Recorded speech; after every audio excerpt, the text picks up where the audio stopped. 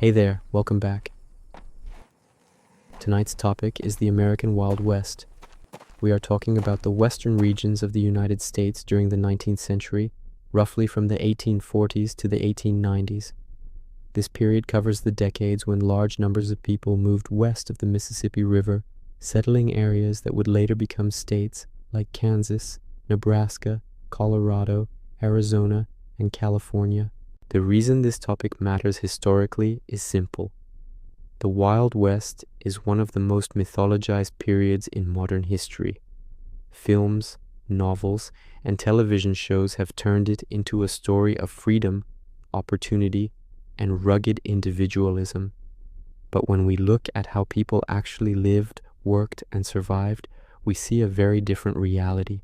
Understanding that reality helps explain why life expectancy was low, why communities struggled to stabilize, and why so many people did not survive long enough to enjoy the future they imagined. Before we go any further, we need to be clear about what the Wild West actually was. It was not a single place or a single type of settlement. It was a broad frontier zone that shifted westward over time. As railroads expanded and territories became states, what counted as the frontier kept moving. At any given moment, the Wild West was defined less by geography and more by conditions: weak institutions, limited infrastructure, scarce medical care, and constant economic uncertainty. The West existed because of specific political and economic pressures.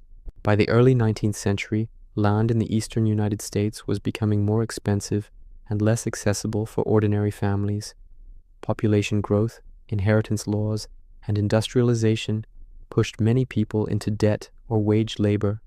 At the same time, the federal government promoted westward expansion as a solution.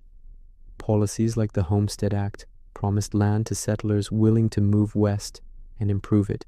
Railroads advertised cheap travel and fertile soil. Newspapers and pamphlets described opportunity in simple, optimistic terms. What was often missing from these promises was an honest description of daily life. Most people who moved west were not adventurers. They were farmers, laborers, widows, immigrants, and families trying to escape economic pressure. Traditional historical narratives often focus on famous figures: outlaws, sheriffs, cowboys, or entrepreneurs. Much less attention is given to ordinary people who spent most of their time trying to secure food, shelter, and safety under harsh conditions. By watching this video, you'll understand how the Wild West functioned in practice, why so many people struggled to survive there, and how daily life differed sharply from the popular image. You'll learn about the systems that shaped survival: access to land, availability of water, medical knowledge, labor demands, and the absence of stable institutions. Most importantly, you will see why surviving even a single ordinary day was often far more difficult than stories suggest. Before we begin, a small note. If you enjoy these calm journeys through history, I upload new videos every day, so consider subscribing and turning on the bell. And tell me, where are you listening from, and what time is it for you right now? I love imagining people drifting off to the same story under different skies. Now, let's move into the historical reality itself. The American West was not empty land waiting to be settled. Indigenous societies had lived on, managed, and depended on these regions for generations. Their displacement was not accidental. Expansion was driven by government policy, military force, and economic interest. For settlers, this meant living in zones of ongoing conflict. For indigenous peoples, it meant loss of land, violence, and forced relocation. This conflict shaped daily life for everyone involved, increasing insecurity and risk. The physical environment of the West was another defining factor. Much of the land was dry, with unpredictable rainfall. Winters could be severe, summers extreme. Unlike older settlements in the East, Western communities lacked established roads, reliable supply chains, and public services. If a tool broke or food spoiled, replacing it could take weeks or months. Survival depended heavily on preparation, physical endurance, and cooperation with neighbors, who were often just as strained. Law and order were limited. In many frontier areas, there were few trained law officers and no permanent courts. Disputes over land, livestock, or wages were common. Without formal systems to resolve them, conflicts could escalate quickly. While violence was not constant, the absence of reliable enforcement meant that people often had to protect themselves and their property directly. Another key feature of the Wild West was economic instability. Most settlers arrived with limited savings. Farming required time before crops produced reliable yields. Mining offered the possibility of quick profit, but it was dangerous and unpredictable. Many people lived close to failure, where a single illness, injury, or bad season could end their ability to survive independently. It is important to understand that daily life was dominated by labor. Tasks were physical, repetitive, and time-consuming. Fetching water, maintaining shelter, preserving food, and caring for animals filled most waking hours. There was little separation between work and survival. Leisure, as imagined in modern terms, was rare. The Wild West also lacked consistent medical care. Doctors were scarce, supplies limited, and knowledge incomplete. Injuries that would be minor today could become fatal. Childbirth, infections, and accidents were leading causes of death. Life expectancy was significantly lower than in established eastern cities. When people today imagine the Wild West, they often picture independence and freedom. In reality, most settlers experienced dependence on weather, on neighbors, on fragile supply networks, and on decisions made far away by governments and railroad companies. Autonomy existed, but it came with constant risk.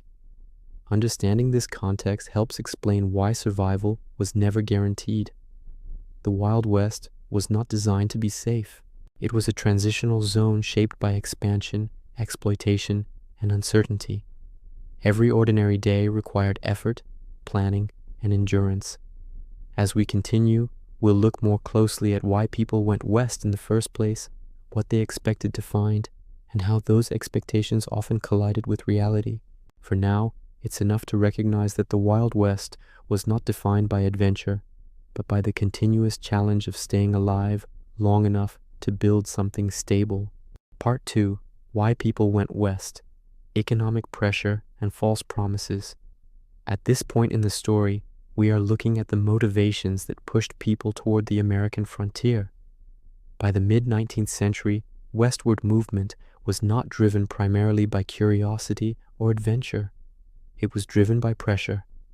For many families, staying where they were had become economically unsustainable. In the eastern United States, population growth steadily reduced access to affordable land. Farms were divided among heirs, becoming too small to support a household. Rent increased in growing cities, while wages for unskilled labor remained low and unstable.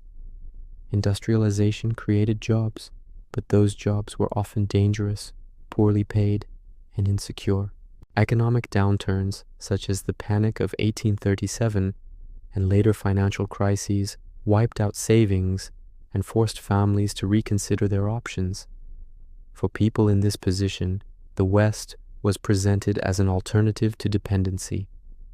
Government policy played a central role in shaping this perception. The Homestead Act of 1862 promised 160 acres of land to settlers who would live on and improve it for 5 years. On paper, this seemed like a direct path to independence. In practice, it ignored critical realities such as climate, soil quality, access to water, and the cost of tools and livestock.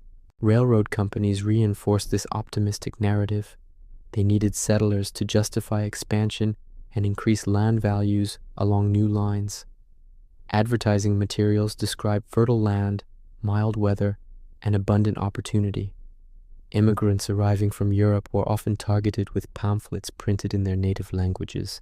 These materials rarely mentioned drought, isolation, or the lack of infrastructure. Gold and silver discoveries added another layer of attraction. News of strikes in California, Colorado, and Nevada spread quickly, often exaggerated through newspapers and word of mouth. Mining was portrayed as a way to escape wage labor entirely. In reality, most miners never struck valuable deposits. Many ended up working for mining companies under harsh conditions or abandoned mining altogether after exhausting their resources. Another group, drawn westward, included veterans of the Civil War. Many returned to damaged economies or found it difficult to reintegrate into civilian life. The frontier offered both land and a familiar environment shaped by risk and improvisation. However, military experience did not translate easily into agricultural success or long-term stability. Women also moved west in large numbers, often with fewer choices than men. Widows, abandoned spouses, and unmarried women faced limited economic opportunities in established communities. Teaching, domestic service, and boarding house work were among the few options available. Some saw the West as a place where labor shortages might allow them greater bargaining power. While this was sometimes true, it came with increased physical and social risk. Immigrants made up a significant portion of the westward population.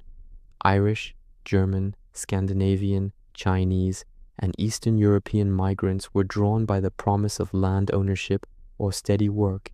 Language barriers and discrimination often placed them in the most precarious positions.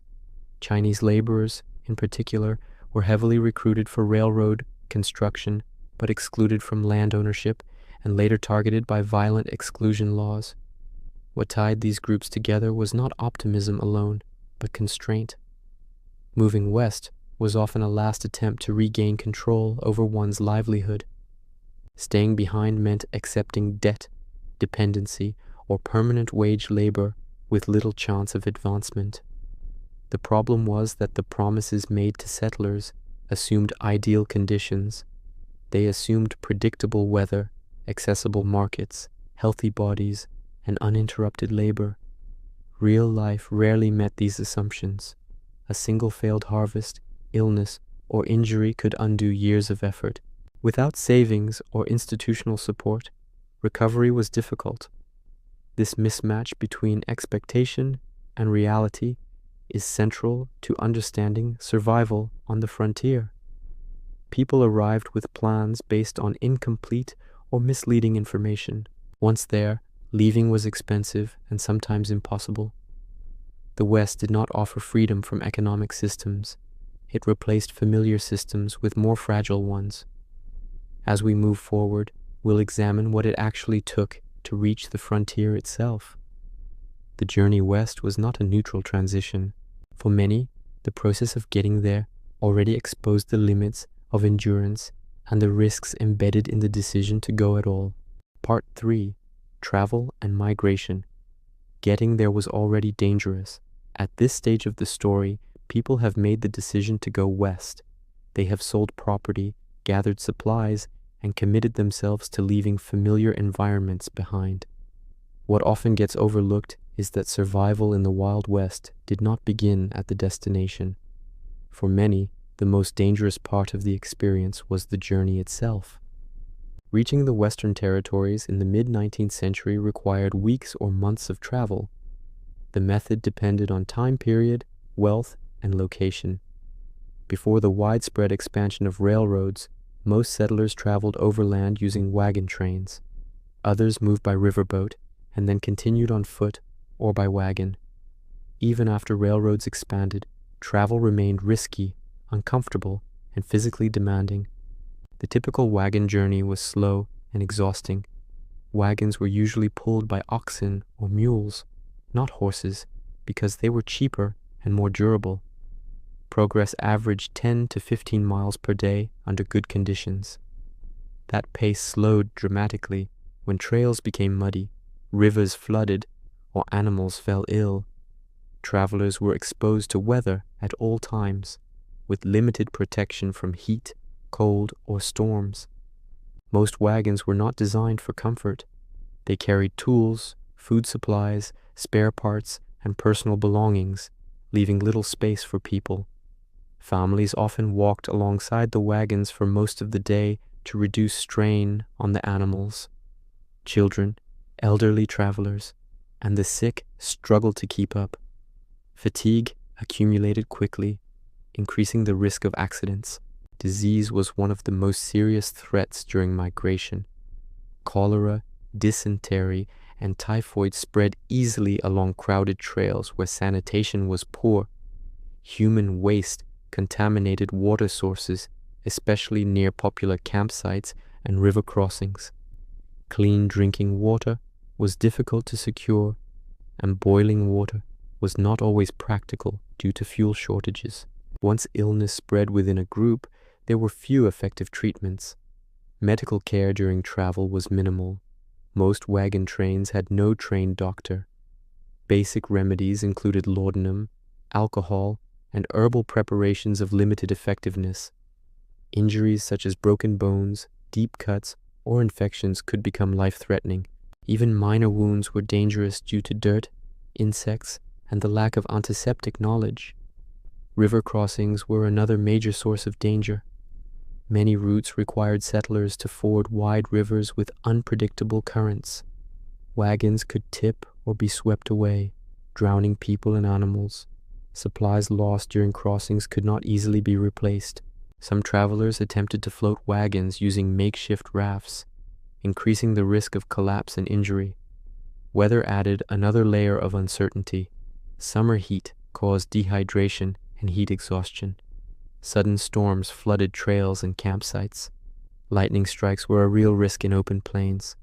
In early spring or late fall, snowstorms could trap travelers without adequate shelter. Timing the journey correctly was critical, but even careful planning could not eliminate risk. Food scarcity often emerged during long journeys. Supplies spoiled, animals died, or miscalculations left families short of rations.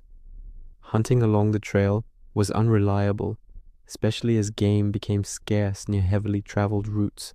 Starvation was not common, but chronic hunger weakened travelers and made them more vulnerable to illness. Accidents were frequent. Wagons rolled over uneven terrain, crushing limbs.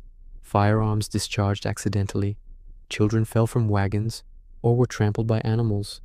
Repairing broken equipment required tools and skills not everyone possessed.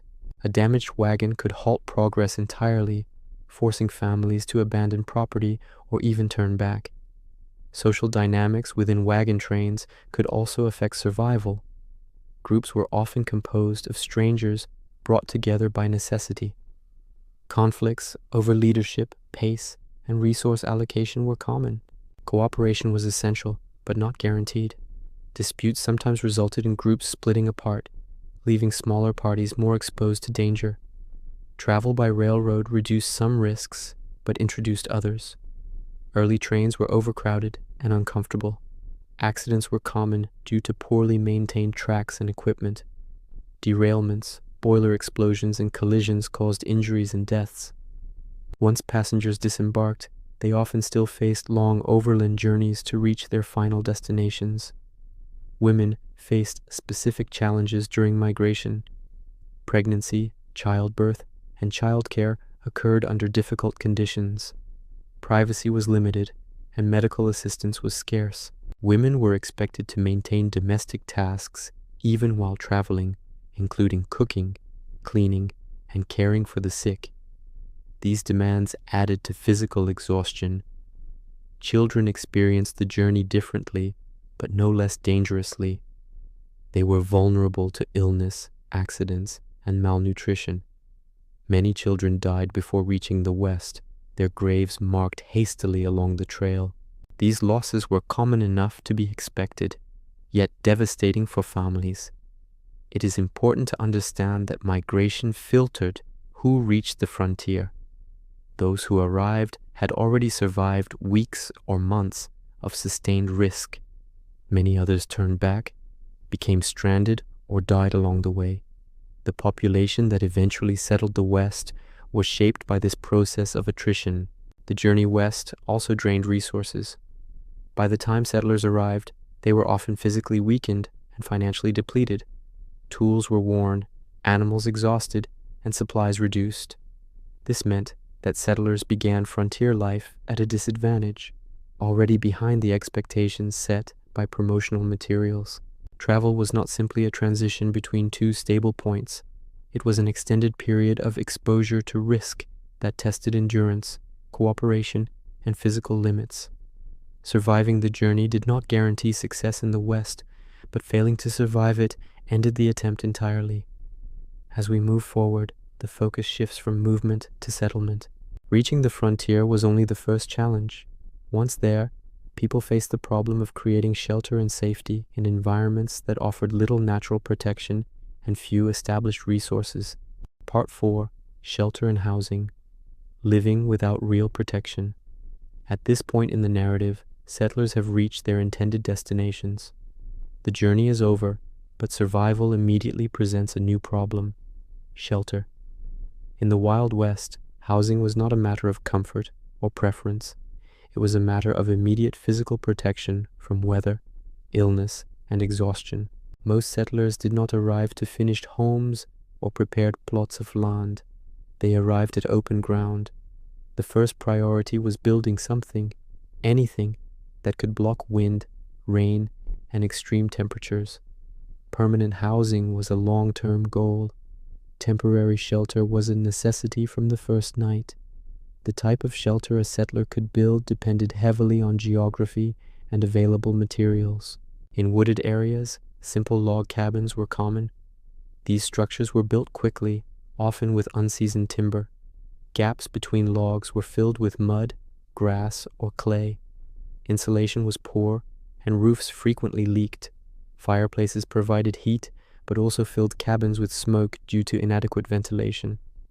In the Great Plains, wood was scarce. Settlers there often built sod houses, known as soddies.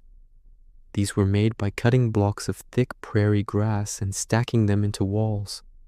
Sod houses provided some insulation, but they had serious drawbacks. Insects lived in the walls. Roofs leaked when it rained. Over time, the sod dried and crumbled. Floors were often dirt, which turned to mud during wet weather. Mining camps and boom towns relied heavily on tents and crude shacks. These structures offered little protection from wind or cold. Fires were a constant hazard, especially in densely packed settlements where buildings were close together and made of flammable materials. Entire towns could burn down in a single night. Building shelter required tools, time, and physical strength. Many settlers arrived already exhausted from travel. Injuries during construction were common. A broken limb or serious cut could delay shelter completion, increasing exposure to the elements. There was rarely outside help unless neighbors happened to be nearby and willing. Even completed homes offered limited protection. Windows were small or non-existent. Glass was expensive and difficult to transport. Light came from doorways or small openings, which also allowed cold air inside. Doors were often poorly fitted, leaving gaps that admitted wind, dust, and insects. Heating was another challenge. Homes were typically heated by a single hearth or stove. Fuel availability depended on location. In treeless regions, settlers burned dried animal dung, grass, or imported coal when possible. Maintaining a fire required constant attention. If a fire went out overnight, indoor temperatures could drop rapidly. Cooling during summer was equally difficult. Homes had little ventilation. Heat built up inside small spaces, especially sod houses. Flies and mosquitoes were persistent, carrying disease and making rest difficult. There were no effective insect repellents beyond smoke or physical barriers like cloth. Sanitation was minimal. Outhouses were often shallow pits placed close to living spaces due to labor constraints. Contamination of nearby water sources was common.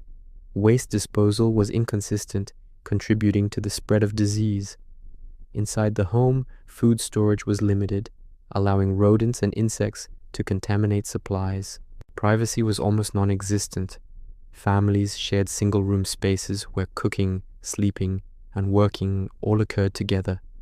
This increased stress and made illness spread more quickly. Isolation from other households could reduce disease transmission, but it also meant less assistance during emergencies. Weather constantly tested shelter quality. Heavy rains flooded sod homes. High winds damaged roofs and walls. Snow accumulated inside structures with poor sealing.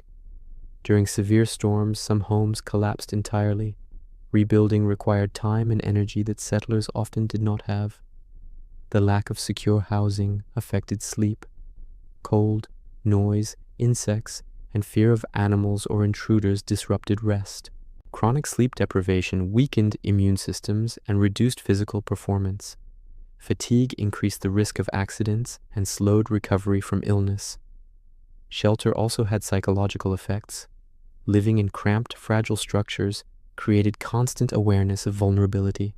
Homes did not feel permanent or safe. This instability made long-term planning difficult and increased stress within families. For women, shelter conditions shaped daily labor. Cooking over open fires in confined spaces exposed them to smoke inhalation. Cleaning dirt floors was a constant task with limited success. Childcare occurred in environments that were unsafe by modern standards, with open flames and sharp tools nearby. Children experienced shelter as both home and workplace. There were few safe indoor spaces for play. Exposure to cold and heat was routine. Illness spread easily among siblings, sharing bedding and limited space.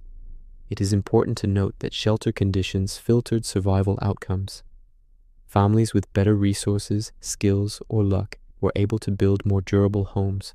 Others lived for years in temporary structures that never fully protected them. Many abandoned their claims after repeated failures to establish stable housing. Housing on the frontier was not simply primitive. It was inadequate by necessity.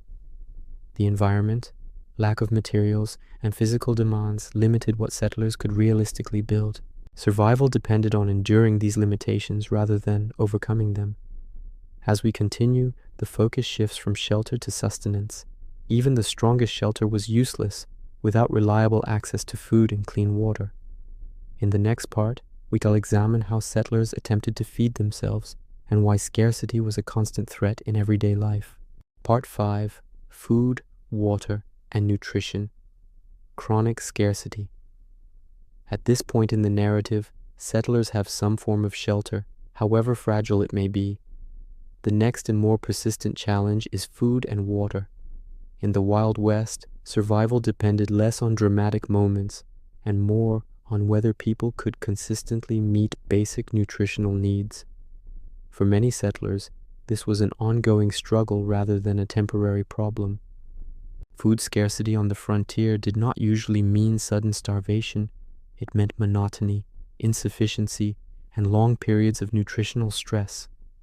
Diets were limited by geography, season, access to markets, and physical labor demands. Even when food was available, it was often inadequate in quality and variety.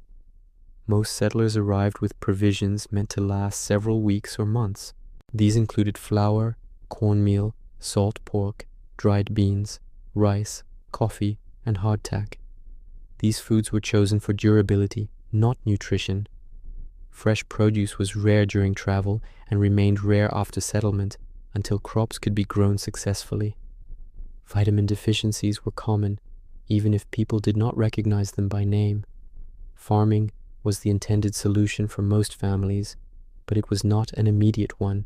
Land had to be cleared, soil prepared, and crops planted at the correct time. In many regions, settlers lacked experience with local climate and soil conditions. Crops that grew well in the eastern United States often failed in the plains or the Southwest due to drought, pests, or unsuitable soil. Water availability was a defining factor in settlement success. Many western regions had few reliable surface water sources. Rivers were seasonal, streams dried up, and rainfall was unpredictable. Digging wells required labor, equipment, and luck. Some wells produced water that was salty, alkaline, or contaminated, making it unsafe to drink. Carrying water was time-consuming and physically exhausting. In many households, Women and children were responsible for hauling water daily, sometimes from miles away. This limited time for other tasks and increased fatigue. During dry periods, water rationing became necessary, affecting hygiene, cooking, and livestock care. Contaminated water was a major cause of illness. Without knowledge of bacteria, settlers often assumed that clear water was safe. Wells located near outhouses or animal pens became polluted over time. Outbreaks of dysentery, cholera, and typhoid were common and could affect entire households quickly. Livestock played a critical role in frontier diets, but maintaining animals was difficult. Cows required grazing land and water. Chickens were vulnerable to predators and disease. Pigs could forage, but they were not always available or manageable. When animals died due to disease, accidents, or weather, families lost both food and labor resources. Hunting supplemented diets but was unreliable. Game was abundant in some areas early on, but overhunting along migration routes reduced availability. Hunting required time, ammunition, and skill. Injuries during hunting were not uncommon. Depending solely on wild game was not a sustainable strategy for most families. Preserving food was essential and labor-intensive. Without refrigeration, settlers relied on drying, salting, smoking, and pickling. These methods extended shelf life but reduced nutritional value. Preservation failures resulted in spoiled food, which was sometimes eaten anyway due to lack of alternatives, leading to illness. Bread was a staple, but flour quality varied. Insect contamination was common. Grinding grain required mills that were often far away. Until mills were built, settlers used hand grinders, which were slow and physically demanding. Bread baked in frontier conditions was often dense and undercooked. Fresh vegetables were difficult to grow consistently. Short growing seasons, early frosts, and pests destroyed gardens. When crops failed, families relied more heavily on stored foods. Repeated failures discouraged continued effort and increased dependency on limited supplies. Children were particularly affected by nutritional stress. Growth was stunted, and resistance to disease weakened. Infant mortality was high, partly due to inadequate nutrition for both mothers and infants. Breastfeeding was common, but not always sufficient when mothers themselves were malnourished. Pregnant women faced serious risks related to food scarcity. Lack of protein, vitamins, and clean water increased complications during childbirth. Recovery was slow, especially when women were expected to resume heavy labor quickly. Markets existed in some towns, but prices were high. Transporting food over long distances increased cost. Cash was often scarce, forcing families to barter or go without. During economic downturns or crop failures, markets could empty quickly. Food insecurity also shaped social relationships. Sharing food could strengthen community ties, but it could also create tension when supplies were low. Refusing to share might preserve a family's survival at the cost of social isolation. Sharing too much could endanger one's own household. Seasonal hunger was common. Late winter and early spring were particularly difficult periods, known in some regions as the starving time. Stored food ran low just as physical labor demands increased. Illness rates rose during these periods, and mortality increased. Alcohol played a role in frontier diets as both a beverage and a perceived medicinal aid. Water was not always trusted, so alcohol consumption was common. This created additional health problems and increased accident risk, especially among laborers. The effort required to secure food affected daily schedules. Much of each day was spent producing, preserving, or preparing meals. Cooking itself was physically demanding, involving hauling fuel, maintaining fires, and working in poorly ventilated spaces. Meals were simple, repetitive, and often eaten quickly between tasks. Food scarcity also influenced decision-making. Families might abandon homesteads after repeated crop failures. Others moved closer to towns or rail lines to access markets, trading independence for relative security. Some men left temporarily to seek wage labor, disrupting family structures. It is important to recognize that hunger on the frontier was not always visible as extreme starvation. It was a constant background condition that weakened bodies, slowed recovery from illness, and reduced resilience to stress. Surviving required managing scarcity rather than eliminating it. As we move forward, we shall examine how limited nutrition and unsafe water interacted with another critical factor: health and medical care. The absence of reliable medicine turned ordinary illnesses into serious threats and made recovery uncertain even for those who managed to secure food and shelter. Part 6. Disease and Medical Reality on the Frontier. At this point in the narrative, we are examining how settlers attempted to sustain their bodies through food and water. The next layer of survival is health. On the frontier, disease and injury were not secondary concerns. They were central threats that shaped daily decisions and long-term outcomes. Medical reality in the Wild West was defined by scarcity, limited knowledge, and isolation. Access to trained medical professionals was extremely limited. In many frontier settlements, there was no resident doctor at all. Some towns relied on a single practitioner who served hundreds of people across vast distances. Reaching a doctor could take hours or days, assuming one was available and the patient could travel. In emergencies, this delay often proved fatal. Even when doctors were present, their training varied widely. Medical education in the 19th century was inconsistent. Many doctors learned through apprenticeships rather than formal schooling. Scientific understanding of disease was incomplete. Germ theory was not widely accepted until the late 19th century, and its practical application took even longer to spread. As a result, many treatments were ineffective or harmful. Common illnesses on the frontier included cholera, dysentery, typhoid fever, smallpox, tuberculosis, and influenza. These diseases spread easily in environments with poor sanitation and contaminated water.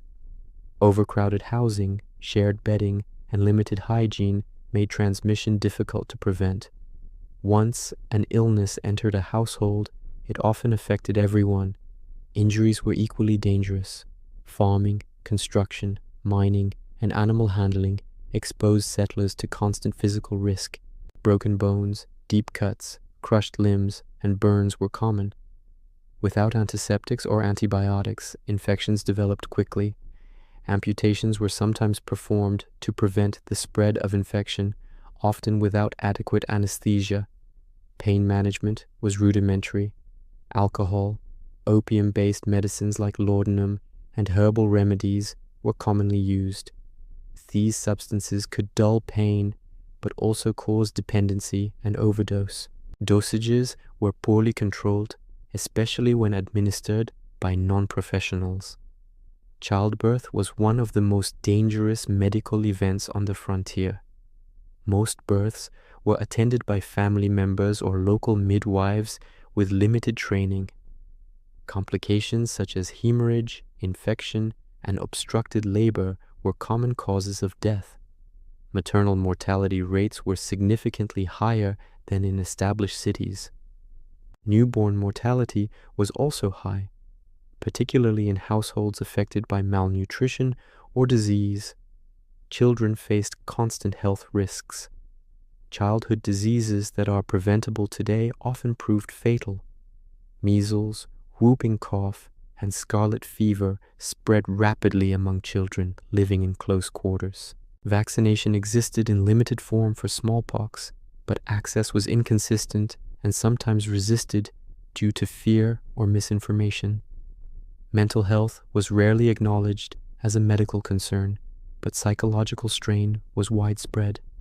Isolation, grief from frequent deaths, and constant physical exhaustion took a toll. Depression and anxiety were common, though rarely named. Alcohol abuse was sometimes a response to stress, further increasing health risks. Medical supplies were scarce and expensive. Basic items such as bandages, disinfectants, and surgical tools were not always available. When supplies ran out, Families improvised, using cloth, boiling water, or home remedies. These methods sometimes helped, but often failed to prevent infection. Traveling doctors and patent medicine sellers were a common presence in frontier towns. They offered cures for a wide range of ailments, often with exaggerated claims. Many patent medicines contained alcohol, opium, or toxic substances like mercury. While these products sometimes provided temporary relief, they did not address underlying conditions and could worsen health over time. Public health infrastructure was almost non-existent. There were no organized systems for waste disposal, clean water regulation, or disease monitoring. Quarantines were sometimes imposed during outbreaks, but enforcement was inconsistent. Communities often learned about disease patterns only after significant loss of life. Seasonal changes influenced disease patterns. Summer brought gastrointestinal illnesses due to heat and water contamination. Winter increased respiratory infections due to cold, poor ventilation, and close indoor living. Nutritional deficiencies weakened immune systems, making recovery slower and complications more likely. Distance and isolation amplified every medical problem. A minor injury that might be manageable near a hospital could become fatal when help was days away. Families often cared for the sick alone, balancing treatment with ongoing labor demands. Rest was a luxury many could not afford. The cost of medical care, when available, was another barrier. Doctors charged fees that many families could not pay. Payment was sometimes made in goods or labor, but this delayed care. Some people avoided seeking help until conditions became severe. Death was a frequent and familiar presence. Cemeteries grew quickly in frontier towns. Many graves were unmarked or marked with simple wooden boards that deteriorated over time. The frequency of death shaped attitudes toward risk and planning. People lived with the understanding that survival was uncertain.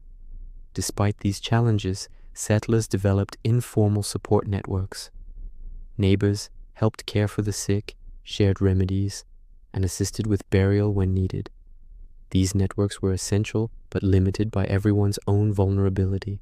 It is important to understand that medical reality on the frontier did not improve quickly. Progress depended on population growth, transportation, and institutional development. For many settlers, improvement came too late. Health on the Wild West frontier was not about curing illness so much as enduring it. Survival depended on avoiding injury, managing exposure, and enduring conditions that modern medicine now prevents or treats routinely. As we continue, we'll examine how the absence of reliable law enforcement and institutional protection compounded these health risks, shaping a daily environment where violence and personal conflict added yet another layer of danger to survival. At this point in the narrative, the physical dangers of frontier life are clear. Disease, injury, and limited medical care shaped survival outcomes daily. Less visible, but equally powerful, was psychological strain. On the frontier, mental endurance was not separate from physical survival. It was a constant requirement, tested under conditions that offered little relief or reassurance. Fear was a routine part of daily life. It was not always intense or dramatic, but persistent. Settlers lived with ongoing uncertainty about weather, health, violence, and economic stability. This uncertainty created a background level of stress that rarely disappeared. Unlike short-term crises, frontier fear accumulated over time. Isolation intensified psychological pressure. Many settlers lived far from towns and neighbors. Weeks or months could pass without meaningful social interaction beyond immediate family. For individuals accustomed to community life, this absence of connection was deeply unsettling. Loneliness increased anxiety and reduced emotional resilience. Nighttime amplified fear. Limited lighting, unfamiliar sounds, and awareness of vulnerability disrupted sleep. People listened for animals, intruders, or changes in weather. Sleep was often light and fragmented.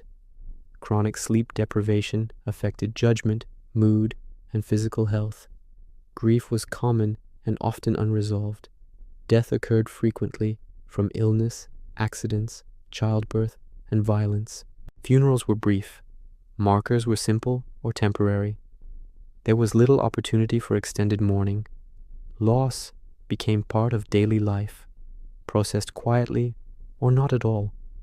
Psychological strain also came from constant responsibility. Settlers were responsible for their own safety, food, shelter, and problem solving.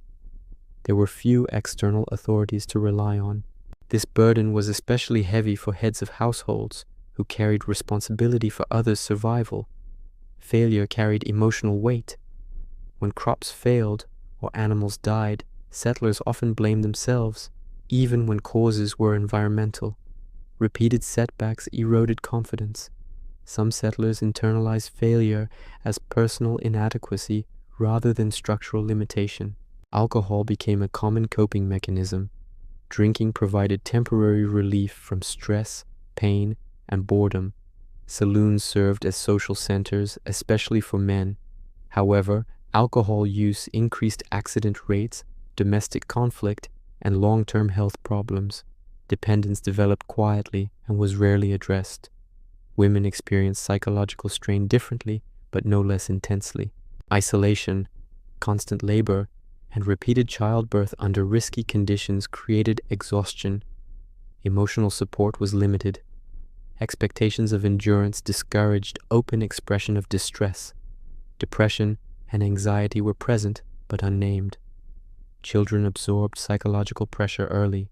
Exposure to illness, death, and danger normalized fear. Emotional development occurred in environments with limited reassurance. Many children learned to suppress fear and sadness as part of growing up. Uncertainty about the future compounded stress. Many settlers did not know whether their efforts would succeed. Land ownership, economic stability, and community permanence were all uncertain. Planning beyond the next season was difficult. This lack of long-term security increased mental fatigue. Social comparison also affected mental health. Letters, stories, and rumors created distorted impressions of others' success. Settlers compared their struggles to exaggerated accounts of prosperity, deepening dissatisfaction and doubt. Mental strain influenced decision-making. Exhaustion reduced patience and increased conflict. Disputes escalated more easily. Risk assessment suffered. Some settlers made impulsive choices, such as abandoning homesteads or entering dangerous work under psychological pressure. In extreme cases, psychological strain led to withdrawal. Some individuals became emotionally detached, focusing narrowly on routine tasks. Others abandoned frontier life entirely, returning east or moving to towns. Leaving was often framed as failure, but it was frequently a survival decision. Suicide was present, but rarely documented. Sparse records suggest higher rates in isolated areas, particularly among men facing repeated economic failure. These deaths were often quietly handled and excluded from public narratives. Community interactions sometimes alleviated psychological pressure. Shared labor, religious gatherings, and social events provided temporary relief. However, these opportunities were limited by distance, workload, and season. The absence of professional mental health care meant that psychological suffering went untreated. There were no formal mechanisms for recognizing or addressing mental strain. Coping strategies were individual and often harmful. It is important to understand that frontier survival required psychological endurance over long periods. Bravery in isolated moments mattered less than the ability to function under constant uncertainty. Many people reached physical limits only after psychological resilience had already been exhausted. This mental dimension helps explain why survival outcomes varied so widely. Two settlers facing similar conditions could experience different outcomes based on psychological tolerance rather than physical strength alone. The myth of the Wild West rarely includes this dimension. Stories focus on action and resolution, not prolonged uncertainty and mental wear. Yet for many settlers, psychological strain was the deciding factor between persistence and abandonment. Understanding this aspect of frontier life clarifies why survival was never guaranteed. It was not only the land, the weather, or disease that defeated people. It was the sustained mental load of living without safety nets, certainty, or rest. Part 7. Violence without law, crime, and personal risk. At this stage of the narrative, settlers are attempting to survive physically through food, shelter, and basic health. Another major factor shaping daily life on the frontier was the absence of reliable law enforcement. Violence in the Wild West was not constant, but the risk of it was always present. This persistent uncertainty affected how people behaved, where they lived, and how communities formed. The most important thing to understand is that formal legal institutions were slow to reach the frontier. Courts, trained judges, and professional police forces existed primarily in established eastern cities. In newly settled western territories, legal authority often lagged years behind population growth. Towns appeared quickly, but institutions took time to follow. Many frontier communities had no permanent law officers. Some relied on part-time sheriffs or marshals who covered large areas with limited resources. Others had no official enforcement at all. When crimes occurred, response depended on who was nearby and willing to act. This made outcomes inconsistent and unpredictable. Firearms were widespread. Guns were tools for hunting and protection, but they also increased the lethality of conflicts. Carrying a weapon was common and often expected, especially outside towns. Accidental discharges were frequent, particularly with poorly maintained firearms and limited training. These accidents caused injuries and deaths that would be rare today. Violence on the frontier usually stemmed from ordinary disputes rather than dramatic confrontations. Arguments over land boundaries, water access, livestock ownership, wages, or personal debts could escalate quickly. Without reliable legal mechanisms to resolve disputes, individuals often felt compelled to defend their claims directly. Theft was a significant concern. Livestock theft, particularly cattle and horses, threatened livelihoods. A stolen horse could mean isolation, inability to work, or death. Because animals were difficult to track and recover, suspicion was common. Accusations were sometimes made without evidence, increasing tension within communities. Robbery and banditry existed, but were less common than popular culture suggests. Most settlers encountered danger not from organized criminals, but from opportunistic theft and local disputes. Still, the fear of attack influenced behavior. People avoided traveling alone, especially at night, and carried weapons when possible. Mining camps and boom towns experienced higher levels of violence. These settlements grew rapidly and were populated largely by single men with disposable income and few social ties.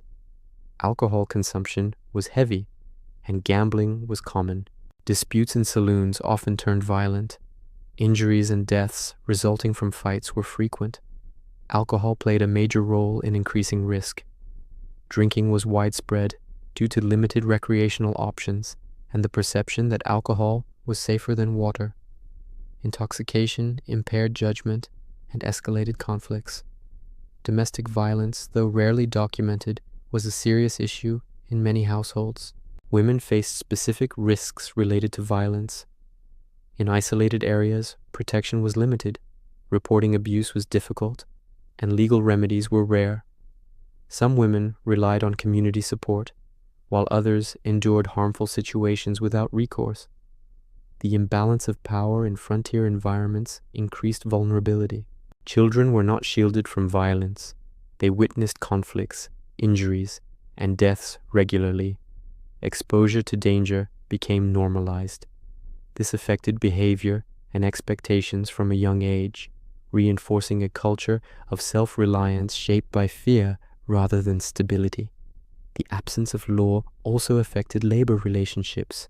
Employers sometimes withheld wages, knowing workers had limited options. Migrant laborers were particularly vulnerable to exploitation.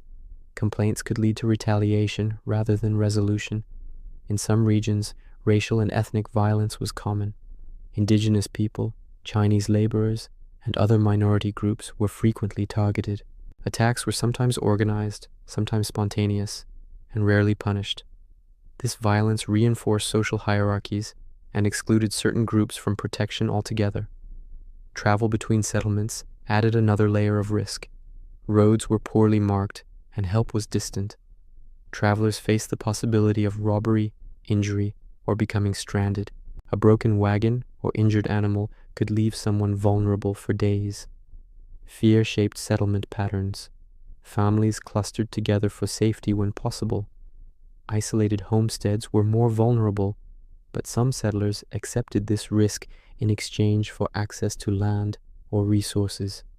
Decisions about where to live often balanced economic opportunity against personal security. Violence also had psychological effects. Constant awareness of risk increased stress and vigilance. People slept lightly, listened for unfamiliar sounds, and prepared for conflict as part of daily life.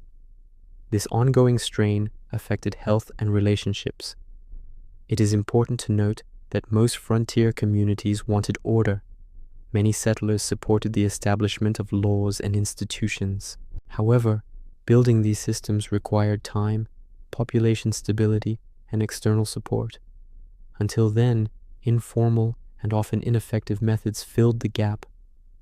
Violence on the frontier was not a product of chaos alone. It was the result of rapid expansion without corresponding institutional development. People were placed in environments that demanded cooperation but lacked mechanisms to enforce it consistently. As we continue, we'll examine how communities attempted to manage this problem through informal justice systems. Vigilante action and communal enforcement emerged as substitutes for law, shaping survival in ways that were often as dangerous as the crimes they sought to prevent. Part 8. Frontier Justice. Why survival often depended on others. At this point in the narrative, the absence of formal law has become clear. What followed was not lawlessness in the sense of constant chaos, but something more unstable. Justice administered by communities themselves. On the frontier, survival often depended not only on personal strength or preparation, but on how one fit into a group and how that group chose to enforce order. Because courts and police were slow to arrive, many settlements developed informal systems of justice. These systems were shaped by urgency rather than principle. When theft, violence, or disputes occurred, communities often acted quickly, sometimes within hours. The goal was not fairness in a modern legal sense, but restoring a sense of control before instability spread. Vigilante justice became a common response to crime. Groups of settlers would gather to investigate accusations, interrogate suspects, and decide on punishment. These groups had no standardized procedures. Evidence was informal, based on witness statements, reputation, or suspicion. Decisions were influenced by fear, anger, and the desire to deter future crimes. Punishments varied widely. In some cases, suspects were expelled from the community. In others, they were beaten, branded, or hanged. Lynchings occurred not only for violent crimes, but also for theft or perceived threats to order. Once a group reached a decision, there was rarely an appeal. Speed was seen as necessary, even if it meant mistakes. These systems favored those who were socially integrated. Long-term settlers, landowners, and respected community members were more likely to be believed. Outsiders, transient workers, and marginalized groups were at greater risk of punishment, regardless of guilt. Reputation often mattered more than facts. Frontier justice was especially harsh toward racial and ethnic minorities. Indigenous people, Chinese laborers, Mexican settlers, and Black Americans were frequently excluded from protection. Accusations against them were taken more seriously, while crimes committed against them were often ignored. This uneven application of justice reinforced existing inequalities and increased vulnerability for already at-risk populations. The threat of vigilante action shaped behavior. People avoided standing out. Disputes were sometimes suppressed rather than resolved, creating underlying tension. Speaking against influential individuals carried risk. Silence became a survival strategy. Communities justified vigilante justice as a temporary necessity. Many settlers believed formal institutions would eventually arrive and replace these methods. Until then, they argued, maintaining order required immediate action. This logic, however, often blurred the line between justice and collective violence. In mining camps, vigilante committees were particularly common. These camps grew rapidly and lacked stable populations. Theft and fraud were frequent concerns. Committees formed to enforce rules, regulate claims, and punish violations. While some committees attempted consistency, others acted arbitrarily. The same group could protect property one day and destroy livelihoods the next. The use of public punishment served a social function. Executions and beatings were often conducted openly to discourage others. These events reinforced community norms but also normalized violence. Children and families witnessed punishments, embedding fear and compliance into everyday life. Formal legal systems, when they did appear, often struggled to replace vigilante practices. Settlers accustomed to swift, direct action viewed courts as slow and ineffective. Judges and sheriffs faced resistance when enforcing procedures that conflicted with local expectations. This tension delayed the development of consistent law. Justice also depended on cooperation. Neighbors were expected to assist in apprehending suspects, enforcing decisions, and maintaining order. Refusing to participate could mark someone as untrustworthy or disloyal. Participation, even when uncomfortable, became a means of self-protection. Women experienced frontier justice differently. While some women benefited from community protection, others found themselves unprotected against domestic abuse or exploitation. Vigilante systems rarely intervened in private matters unless violence became visible or disruptive. Legal remedies for women were limited, and community norms often prioritized stability over individual safety. Children grew up observing these systems as normal. They learned that rules were enforced by people, not institutions, and that outcomes depended on relationships. This shaped attitudes toward authority and conflict resolution, reinforcing reliance on personal networks. Frontier justice also influenced economic behavior. Merchants extended credit cautiously, knowing disputes might not be legally enforceable. Employers relied on reputation rather than contracts.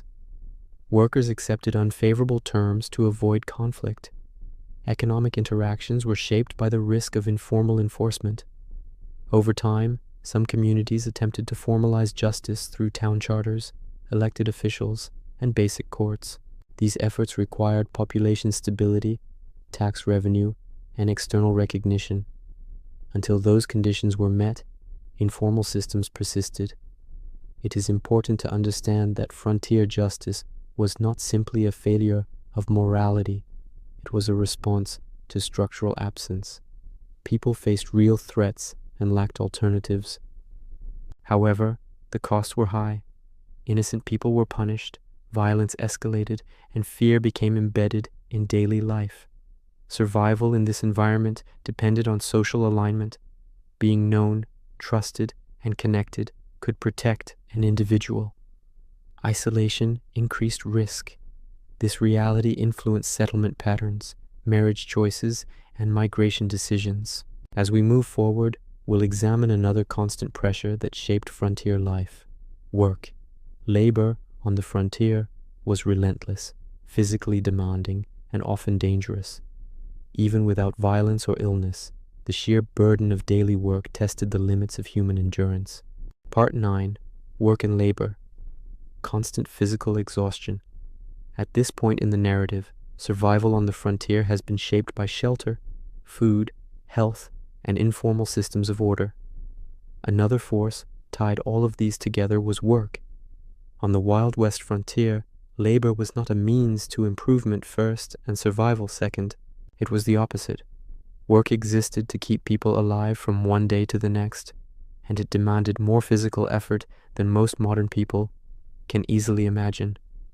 Frontier labor began at sunrise and often ended only when light failed. Artificial lighting was limited and expensive, so daily schedules followed natural daylight. During peak seasons, especially planting and harvest, workdays could stretch from early morning until late evening with few breaks. Rest was constrained not by preference, but by necessity. Farming was the most common form of labor for settlers, but it was also one of the most demanding. Clearing land required removing roots, rocks, and dense vegetation by hand. Tools were simple and heavy. Plows were pulled by animals that also required care, feeding, and protection. A broken plow or injured animal could halt progress for weeks. Soil conditions in the West were often unfamiliar to settlers. Prairie soil was tough and compacted. Desert soil required irrigation knowledge many did not possess. Mistakes in timing or technique could ruin an entire season's effort. When crops failed, the labor invested could not be recovered. Animal care was continuous. Livestock needed water, grazing land, shelter, and protection from predators. Illness among animals could spread quickly. Treating sick livestock required experience and luck. Losing animals meant losing food, labor power, and financial value all at once. Mining offered an alternative to farming, but it was even more physically punishing. Miners worked long hours underground or in exposed conditions. They lifted heavy loads, operated crude equipment, and inhaled dust that damaged lungs. Cave-ins, explosions, and toxic gases caused frequent injuries and deaths. Mining camps rarely provided stable employment. When deposits were exhausted or claims failed, workers moved on, often with little to show for their effort. This constant movement prevented the formation of stable communities and increased exhaustion. Ranching required endurance rather than brute force alone. Cowboys spent long periods outdoors, often sleeping on the ground in all weather. Driving cattle over long distances strained both animals and people. Accidents involving horses, cattle, and terrain were common. Medical care was rarely available during drives. Women's labor was constant and largely invisible in historical narratives. In addition to cooking and cleaning, women processed food, made clothing, cared for children, tended gardens, and assisted with field work. These tasks were physically demanding and repetitive. There were no labor-saving devices beyond what could be improvised. Laundry alone was a major physical task. Water had to be hauled, heated, and reused. Clothes were scrubbed by hand and wrung out manually.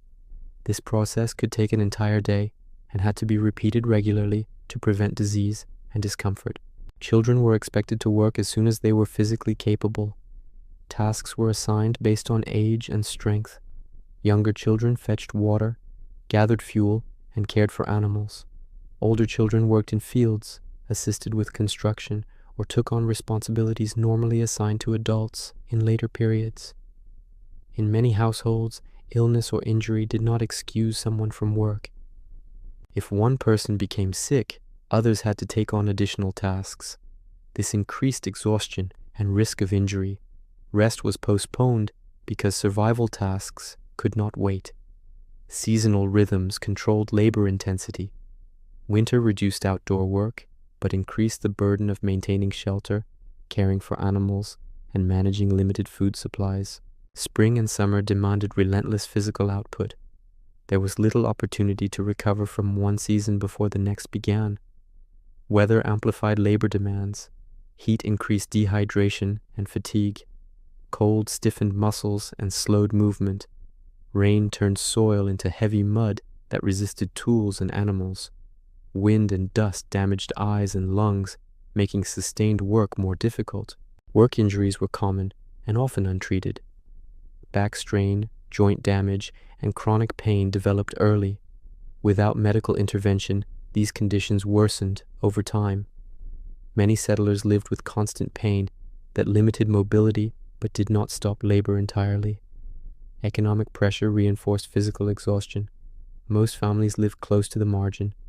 There was no paid leave, no insurance, and no guaranteed income.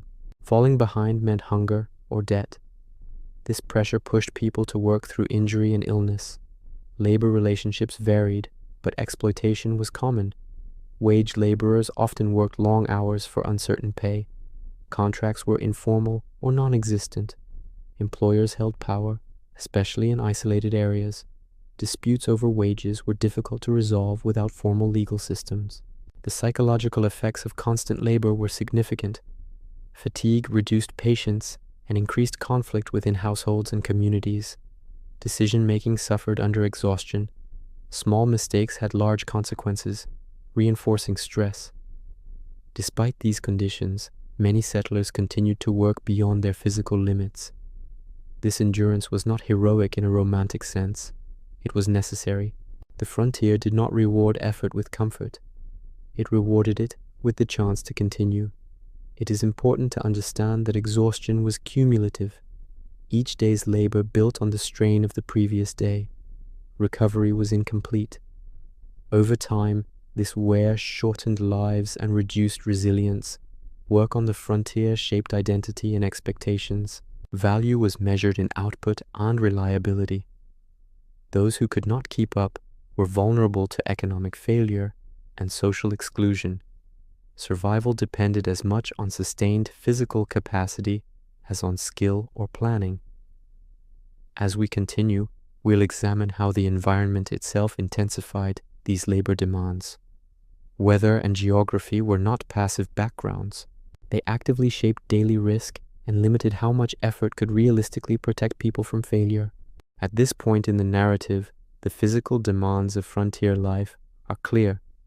People worked hard, endured illness, and faced environmental threats daily. What intensified all of these challenges was isolation. Distance was not just geographic, it was social, institutional, and informational. On the frontier, being far from help was a constant condition rather than an occasional inconvenience. Most settlers lived days away from the nearest town with reliable services. Roads were poorly marked or non-existent. Travel depended on weather, animal health, and daylight. A trip that looked short on a map could take several days under difficult conditions. During winter or heavy rain, travel could stop entirely. Isolation meant that problems rarely stayed small. A minor injury became serious when no help was nearby. A broken tool could halt work for weeks if replacement required travel. Illness became life-threatening when care was unavailable. Delay, rather than severity, often determined outcomes. Communication was slow and unreliable. Letters traveled by horseback, wagon, or rail when available. Delivery times were unpredictable. News arrived weeks or months late. Settlers often learned of national events, policy changes, or family deaths long after they occurred. This disconnect increased uncertainty and stress. Emergencies highlighted isolation most clearly. If someone was injured or fell seriously ill, neighbors might be miles away. Sending for help required someone to leave, sometimes abandoning other responsibilities. In bad weather, reaching assistance could be impossible. Many people died not because help did not exist, but because it was too far away. Isolation also affected decision-making. Settlers had to solve problems independently, often without reliable information. Medical advice came from memory, hearsay, or outdated guides. Farming decisions were made without accurate weather forecasting or soil analysis. Mistakes were costly and difficult to correct.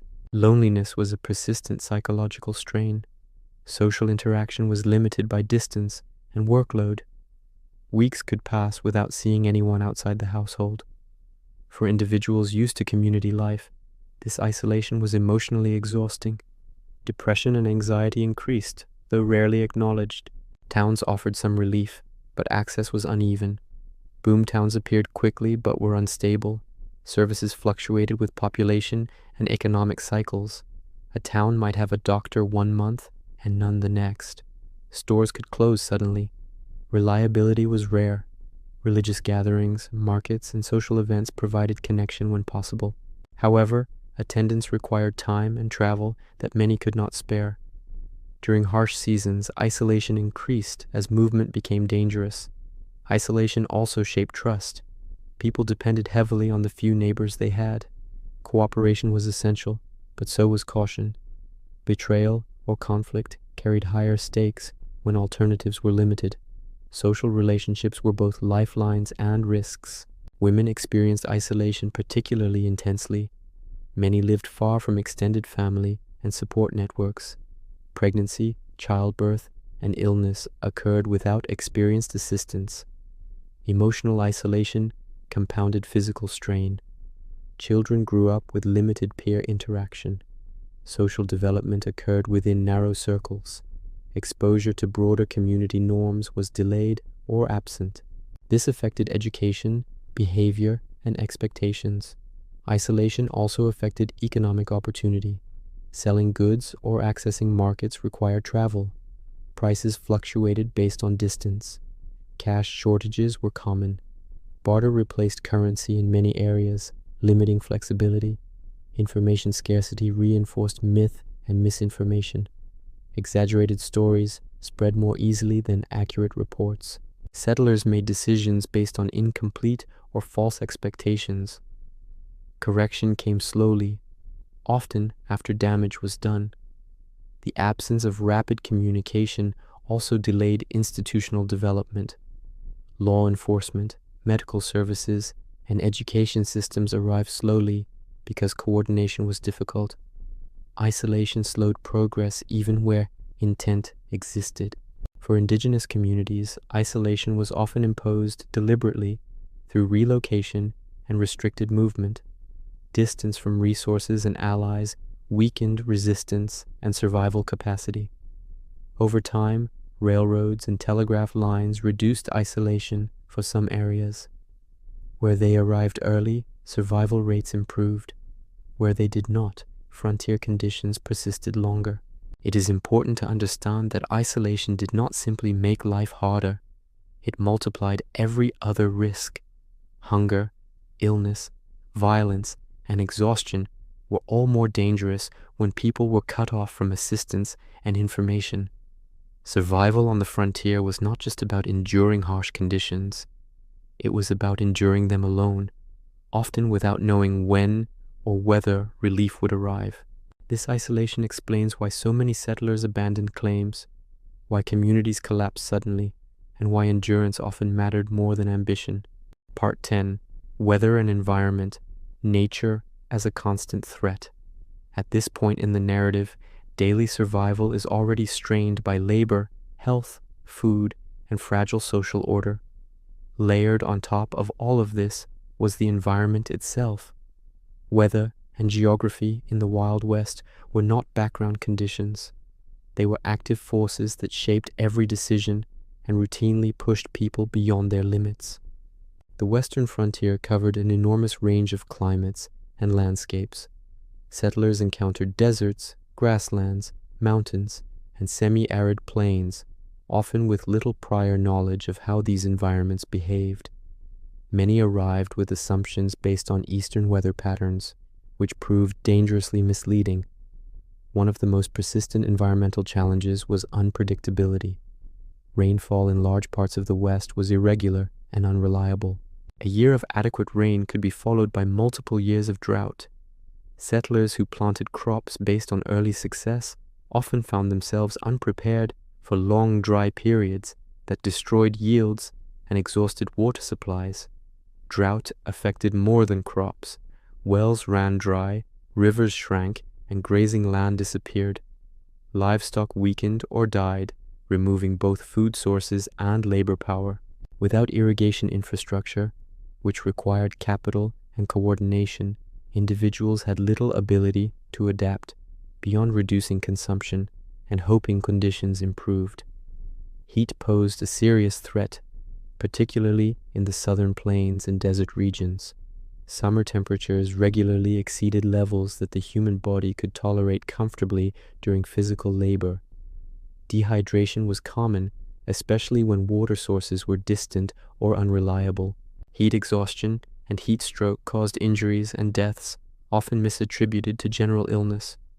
Cold was equally dangerous. Winters on the plains and in mountainous regions were severe and prolonged. Sudden temperature drops caught settlers unprepared. especially during migration or early settlement. Inadequate shelter and clothing increased the risk of hypothermia and frostbite. Fuel shortages compounded the danger, forcing families to ration heat. Blizzards were particularly deadly. Whiteout conditions disoriented travelers and isolated homesteads. Snowdrifts blocked doors, trapping families inside with limited supplies. Livestock froze or suffocated under snow. Recovery from a single severe winter storm could take months, if recovery was possible at all. Wind was a constant presence on the plains. Strong winds damaged buildings, eroded soil, and increased heat loss during winter. Dust storms reduced visibility, irritated lungs, and contaminated food and water. Prolonged exposure to dust contributed to respiratory problems that weakened settlers over time. Flooding posed risks even in dry regions. Sudden storms caused rivers to rise rapidly, washing away crops, livestock, and structures. Settlements built near water for convenience often suffered repeated losses. Flood damage was difficult to repair due to limited materials and labor. The environment also exposed settlers to natural hazards that were unfamiliar. Prairie fires spread quickly, driven by wind and dry grass. These fires destroyed homes, crops, and entire settlements. Without organized firefighting, people relied on crude methods such as plowing fire breaks or beating flames with wet cloth. In mountainous regions, rock slides and avalanches threatened travelers and mining operations. Narrow passes became deadly during storms. Mining tunnels collapsed under pressure or flooding, trapping workers underground. Rescue efforts were limited and often unsuccessful. Wildlife added another layer of risk. Predators threatened livestock and occasionally people, particularly children. Venomous snakes, scorpions, and insects caused injuries and deaths. Without antivenom or effective treatment, bites could be fatal. Even non-lethal encounters caused infection and long-term injury. Weather amplified the effects of every other hardship. Illness spread more easily during extreme temperatures. Physical labor became more dangerous. Food preservation failed during heat or damp conditions. Shelter weaknesses were exposed during storms. The environment did not create new problems so much as intensify existing ones.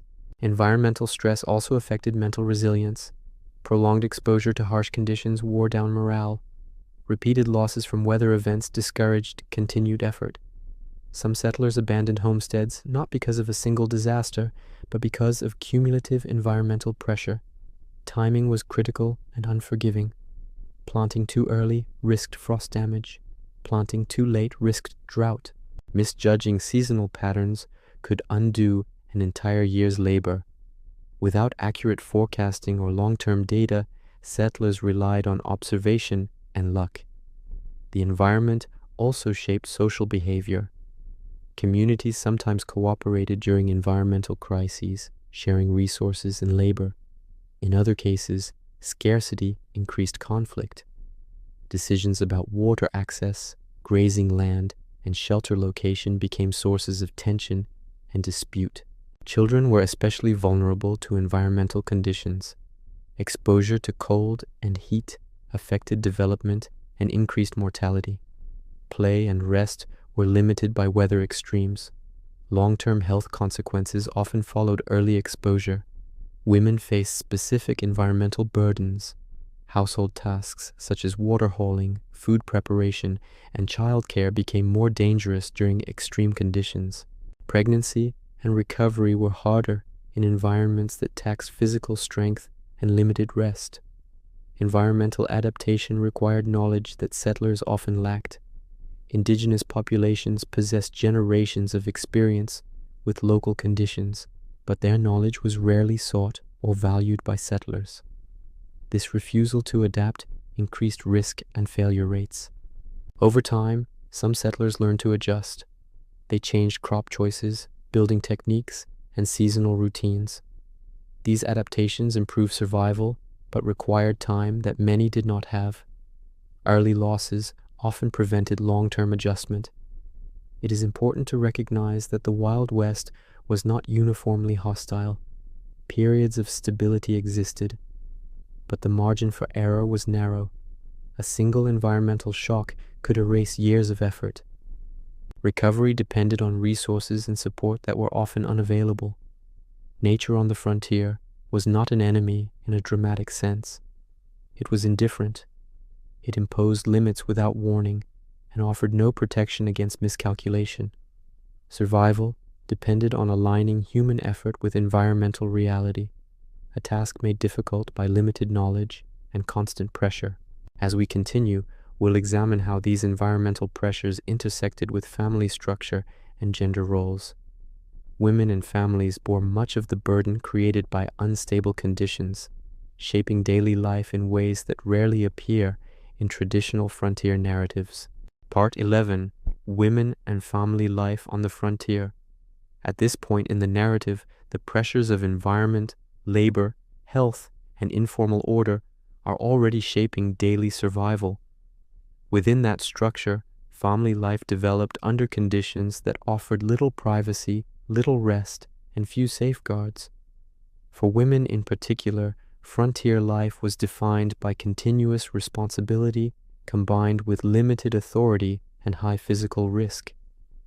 Women were essential to the survival of frontier households, yet their labor was rarely acknowledged as such. Domestic work was not separate from economic survival. Cooking, cleaning, food preservation, clothing production, childcare, and nursing the sick were all necessary for a household to function. These tasks were physically demanding and time-consuming, especially without access to modern tools or infrastructure. A typical day for a frontier woman began before sunrise. Fires had to be lit, water hauled, and meals prepared. Water might be carried from a well, river, or distant source, often multiple times a day. Fuel for cooking and heating had to be gathered, chopped, or shaped. These tasks alone required significant physical effort and were performed regardless of weather or health. Cooking was a constant process rather than a discrete activity. Meals were prepared from basic ingredients using open fires or simple stoves. Managing fire temperature required attention and experience. Smoke filled enclosed spaces, irritating eyes and lungs. Burns were common. Food preparation also included grinding grain, churning butter, and preserving meat, all of which required strength and time. Clothing production added another layer of labor. Ready-made clothing was expensive and hard to obtain. Women sewed garments by hand, repaired worn items, and adapted clothing for children who grew quickly. Fabric was reused until it disintegrated. Washing clothes involved hauling water, heating it, scrubbing garments by hand, and wringing them dry. This process consumed entire days and had to be repeated frequently. Childcare on the frontier occurred alongside all other tasks. Children were present in workspaces rather than separate areas. Infants were carried while chores were performed. Older children were supervised while also expected to contribute labor. Keeping children safe in environments with open fires, tools, animals, and extreme weather required constant attention.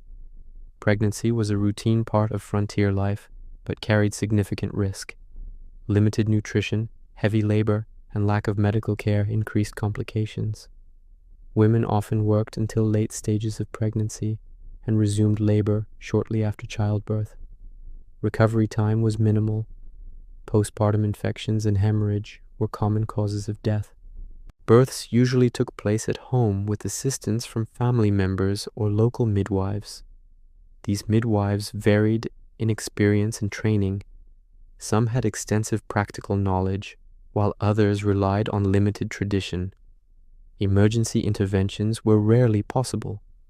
When complications arose, outcomes were often fatal for mother, child, or both. Family size tended to be large, partly due to high child mortality. Many children did not survive infancy or early childhood.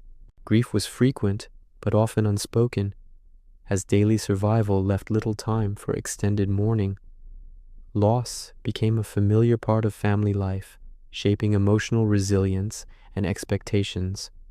Marriage on the frontier was shaped by practical concerns. Partnerships were often formed quickly due to labor needs and social pressure. Emotional compatibility was secondary to shared work capacity and reliability. In some regions, gender imbalances gave women limited bargaining power, but this did not always translate into long-term security. Domestic violence existed, but was rarely addressed formally. Legal remedies were limited, and community intervention depended on local norms. In isolated homesteads, women had few options for escape or protection. Endurance was often the only available strategy. Social isolation affected many women, especially those living far from towns or neighbors. Weeks or months could pass without adult interaction beyond immediate family. This isolation increased stress and limited access to shared knowledge or assistance. Letter writing was slow and unreliable. Travel was difficult and time-consuming. Despite these challenges, women formed informal support networks when possible. Neighbors assisted during childbirth, illness, and emergencies. Shared labor reduced individual burden. These networks were fragile and depended on proximity and mutual trust. Environmental or economic disruption could dissolve them quickly. Education for women was limited by necessity rather than belief alone. Some women served as teachers in frontier schools, providing rare opportunities for paid work. Teaching positions were often short-term and poorly paid. Balancing teaching with household responsibilities added to workload. Family life was also shaped by uncertainty. Men frequently left households temporarily to seek wage labor, mine, or participate in cattle drives. During these absences, women managed farms and households alone. This increased responsibility without increasing authority or resources. Decision-making within families reflected survival priorities. Choices about food allocation, labor division, and resource use were influenced by immediate needs rather than long-term planning. Children learned early that contribution was expected and necessary. Religion and community gatherings provided limited social structure. Churches and social events offered rare opportunities for connection. However, distance and labor demands restricted participation. Faith sometimes provided comfort, but it did not reduce physical burden. The legal status of women further limited security. Property rights were restricted in many territories. Widows faced uncertainty regarding land claims and inheritance. Legal processes were slow and unreliable. Some women lost homes and livelihoods after the death of a spouse. Mental strain accumulated over time. Constant responsibility, limited rest, and repeated loss affected psychological well-being. Depression and anxiety were present but rarely recognized or treated. Alcohol use increased in some households as a coping mechanism, introducing additional risk. Children observed these dynamics and learned expectations early. Gender roles were reinforced by necessity. Daughters were trained in domestic labor from a young age. Sons learned physical work and responsibility. Childhood as a protected stage of life was rare. It is important to understand that women's experiences were not uniform. Outcomes varied by location, resources, and social connections. Some women gained relative autonomy through necessity. Others experienced extreme vulnerability. What they shared was exposure to risk without institutional support. Family life on the frontier was not built around comfort or emotional fulfillment. It was built around survival. Relationships were shaped by workload, environment, and constant uncertainty. Success was measured by endurance rather than stability. As we move forward, we'll examine how these conditions affected children more directly. Childhood on the frontier was brief and shaped by labor, exposure, and early responsibility. Understanding this helps complete the picture of daily survival in the Wild West. Part 12. Children on the Frontier. Work before childhood. At this point in the narrative, The structure of frontier family life is clear. Children were not sheltered from hardship or gradually introduced to responsibility. On the frontier, childhood was shaped by necessity. From an early age, children were expected to contribute to survival, often in ways that exposed them to serious physical and health risks. The idea of childhood as a protected phase of life was not common on the frontier. Survival needs overrode developmental concerns. Families depended on every able body, regardless of age. Children's work was not seen as exploitation, but as a practical requirement in environments where labor shortages were constant. Children began contributing as soon as they were physically capable. Very young children carried water, gathered fuel, watched younger siblings, and assisted with food preparation. As they grew older, tasks increased in difficulty. By early adolescence, many children performed labor comparable to that of adults. Boys were often assigned outdoor and physically demanding tasks. These included plowing fields, herding animals, repairing fences, and assisting with construction. Handling tools and animals carried obvious risks. Accidents involving sharp implements, heavy loads, and livestock were common. Injuries were often untreated or poorly treated, leading to long-term impairment. Girls were typically assigned domestic and caregiving roles, though these were no less demanding. Cooking, laundry, sewing, food preservation, and childcare required constant attention and physical effort. Girls also assisted in fields and gardens when needed. The distinction between men's work and women's work existed, but necessity often blurred these boundaries. Education was limited and inconsistent. Frontier schools existed in some settlements, but attendance was irregular. Schools were often one-room buildings staffed by underpaid teachers with limited training. Sessions were short and scheduled around agricultural seasons. Children were frequently withdrawn from school to meet labor needs. Distance further limited education. For many families, the nearest school was miles away. Travel was difficult in extreme weather, and children were needed at home. Literacy rates varied widely. Some children learned basic reading and arithmetic, while others received little formal education at all. Health risks for children were severe. Childhood diseases spread easily in close living quarters. Measles, whooping cough, diphtheria, and scarlet fever caused frequent deaths.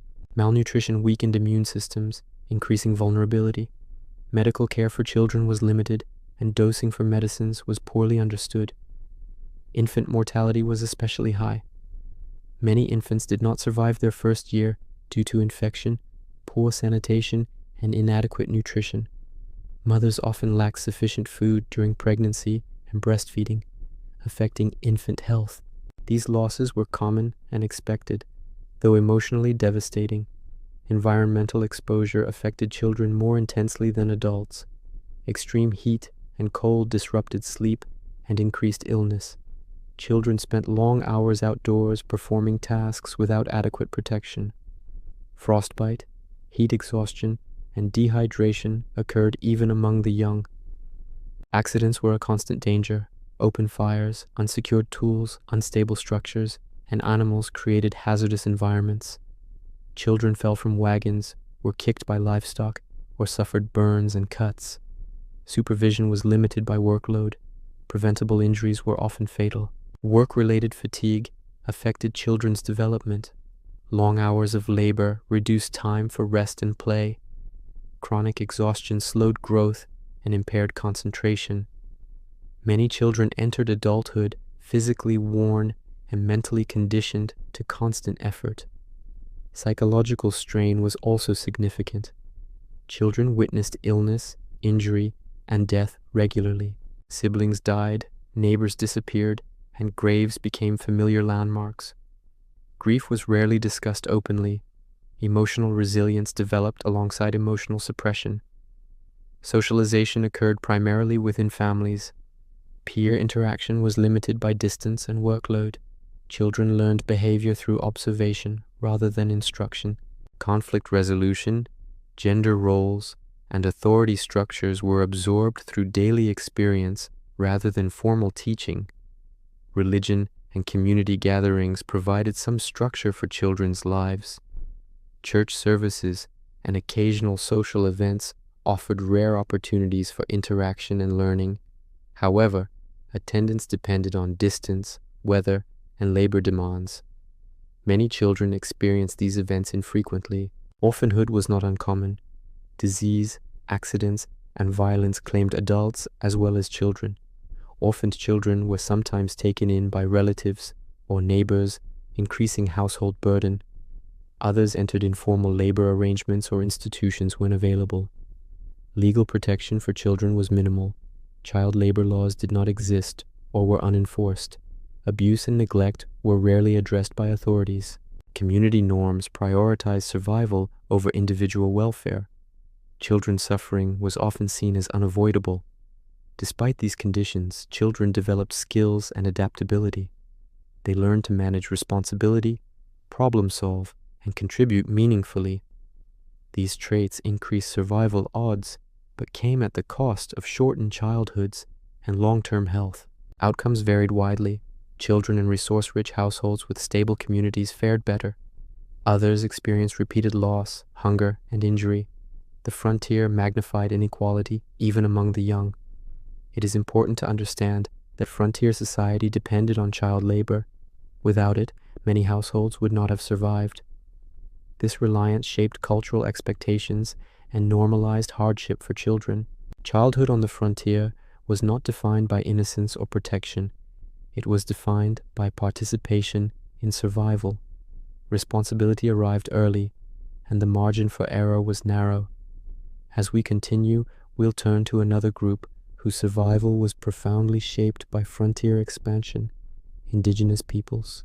Their experiences reveal how the same environment that challenged settlers was transformed into a landscape of displacement, conflict, and forced survival under entirely different constraints. Part 13: Indigenous Peoples and Frontier. Conflict, survival under displacement. At this point in the narrative, the focus shifts from settler survival to the consequences of expansion for indigenous peoples. While settlers faced scarcity, disease, and instability, indigenous communities experienced a different but equally severe form of survival pressure. Their struggle was not simply to endure a harsh environment, but to survive the rapid loss of land, autonomy, and established systems of life. Before westward expansion, indigenous societies across the Great Plains, Southwest, and Western territories had developed complex ways of living adapted to local environments. These systems included seasonal migration, trade networks, land management practices, and social structures that balanced resource use with long-term sustainability. Survival was embedded in collective knowledge passed down over generations. Westward expansion disrupted these systems abruptly. Federal policies promoted settlement without recognizing indigenous land rights. Treaties were negotiated, broken, and renegotiated under pressure. Many agreements were signed under threat of violence or starvation. The result was widespread displacement that forced communities onto unfamiliar and often unsuitable land. Displacement undermined food security. Traditional hunting grounds, fishing areas, and agricultural land were lost. Bison herds were deliberately destroyed to weaken plains tribes economically and physically. Without access to these resources, indigenous communities faced hunger and dependency. Government rations, when provided, were often insufficient or delayed. Disease compounded these pressures. Indigenous populations had limited immunity to diseases brought by settlers. Smallpox, measles, influenza, and tuberculosis caused devastating mortality. Entire communities were weakened or destroyed within short periods. Medical assistance was minimal or non-existent, and outbreaks often followed contact with settlers, traders, or military forces. Military conflict further destabilized survival. As settlers moved into indigenous territories, violence increased. Armed confrontations occurred over land, resources, and resistance to relocation. The U.S. military intervened repeatedly, using force to suppress resistance and enforce removal. These campaigns disrupted seasonal patterns and destroyed villages and food stores, forced relocation, most notably through events such as the Trail of Tears, exposed indigenous people to extreme hardship. Long marches under military supervision resulted in death from exposure, disease, and exhaustion. Survivors arrived at destinations with limited resources and little preparation. Recovery was difficult, and many never regained stable living conditions. Reservation systems institutionalized scarcity. Land allocated to reservations was often marginal, with poor soil and limited water. Traditional practices were restricted or outlawed. Movement was controlled, and economic activity was regulated. These policies replaced self-sufficiency with dependence on external authorities. Cultural suppression accompanied material deprivation. Indigenous languages, religions, and social structures were targeted through boarding schools and legal restrictions. Children were removed from families and forced into institutions designed to erase cultural identity. This disrupted knowledge transmission and weakened community cohesion. Violence against indigenous people was often unpunished. Settlers who committed crimes faced little legal consequence, especially in remote areas. Vigilante attacks and organized expulsions occurred in many regions. Fear became a constant presence, shaping daily decisions and movement. Economic exclusion reinforced vulnerability. Indigenous people were largely excluded from land ownership, markets, and wage labor opportunities available to settlers.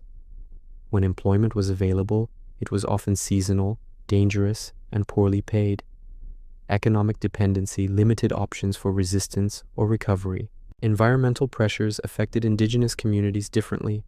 Traditional ecological knowledge allowed adaptation to local conditions, but displacement removed access to familiar environments. New territories required new strategies that could not be developed quickly. Environmental stress amplified the effects of policy and violence. Family and social structures were strained by loss and uncertainty. Death, separation, and forced assimilation disrupted kinship networks. Elders who held critical knowledge were often lost to disease or violence. Children raised in institutions returned disconnected from community traditions. Despite these pressures, indigenous communities resisted and adapted. Resistance took many forms, including armed defense, legal appeals, cultural preservation, and adaptation to new economic realities. Survival required balancing resistance with accommodation, often under constant threat. It is important to understand that frontier survival narratives often exclude indigenous experiences or frame them only as obstacles to settlement. This perspective ignores the reality that indigenous peoples face survival challenges imposed by external forces rather than environmental necessity alone. The frontier was not an empty space waiting to be settled. It was a contested landscape where one group's attempt at survival directly undermined another's. Understanding this dynamic is essential to understanding the true cost of westward expansion. The impact of displacement did not end with the closing of the frontier. The consequences continued through generational trauma, economic marginalization, and ongoing struggles for land and recognition. Survival shifted from immediate physical endurance to long-term cultural and social resilience. As we move toward the later stages of this narrative, we will examine how these complex realities were simplified and reshaped into myths. Popular culture transformed the Wild West into a story of freedom and heroism, obscuring the daily struggles and systemic violence that defined real survival for both settlers and indigenous peoples. Part 14. Why the myth survived, while the reality didn't. At this stage of the narrative, the material conditions of survival on the frontier are clear. Daily life was shaped by scarcity, risk, and constant labor. Yet this reality is not what most people associate with the Wild West today. Instead, a simplified and often misleading version became dominant.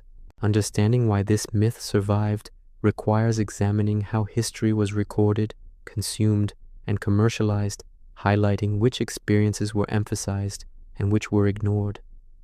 The transformation of the Wild West into a myth began while the frontier still existed. Newspapers, dime novels, and traveling shows created stories that appealed to audiences far from the frontier. These audiences were not interested in long descriptions of hunger, disease, or repetitive labor. They wanted clear narratives of conflict, resolution, and individual success. Writers responded by focusing on dramatic events and exceptional individuals. Dime novels played a central role in shaping popular perception. These cheaply printed stories portrayed outlaws, lawmen, and cowboys as larger-than-life figures. Plots emphasized quick decisions, gunfights, and moral clarity. Ordinary people appeared rarely, and when they did, they served as background rather than central subjects. The daily struggle of maintaining a household or surviving illness did not translate easily into exciting narratives. Buffalo Bill's Wild West shows further reinforced this image. These performances staged battles, horseback riding, and sharpshooting for large audiences in the United States and Europe. They presented a theatrical version of frontier life that blurred the line between entertainment and history. While some performers had real frontier experience, the shows emphasized spectacle over accuracy. The timing of this myth-making was important. As the frontier closed and the United States became more urban and industrial, nostalgia for a perceived simpler past grew. The Wild West was framed as a time of freedom before regulation, bureaucracy, and modern constraints. This framing appealed to audiences experiencing rapid social and economic change. Film later amplified these narratives. Early Western movies inherited the structure of dime novels and stage shows. They focused on clear heroes and villains, short conflicts, and decisive action. The complexity of frontier life was reduced to a few recognizable tropes: the lone gunslinger, the lawless town, the final showdown. Cinema also required visual clarity. Harsh labor, slow starvation, and chronic illness are difficult to depict compellingly without slowing pacing. As a result, they were minimized or excluded. When hardship appeared, it was brief and resolved quickly. Survival was shown as difficult but manageable for the right individual. The myth persisted because it served cultural purposes. It reinforced ideas of individualism, self-reliance, and national expansion. It suggested that success was primarily the result of personal courage rather than collective effort or structural support. This narrative aligned with broader national values and was therefore repeated and rewarded. Historical records themselves contributed to selective memory. Many settlers did not leave detailed written accounts. Those who did were often literate, relatively successful, or motivated to justify their decisions. Failure, abandonment, and quiet death were less likely to be recorded. Cemeteries, not memoirs, often mark these outcomes. Government and institutional narratives also played a role. Westward expansion was framed as progress and opportunity. Acknowledging widespread failure and suffering complicated this message. Indigenous displacement, in particular, was minimized or reframed as inevitable. This allowed the myth to function without confronting its moral costs. Education reinforced simplified versions of frontier history. Textbooks often summarize the period quickly, emphasizing exploration, settlement, and statehood. Daily life received limited attention. The focus on dates, laws, and notable figures left little room for examining survival conditions in detail. The myth also persisted because it offered emotional clarity. It provided a story where effort led to reward and danger could be overcome by bravery.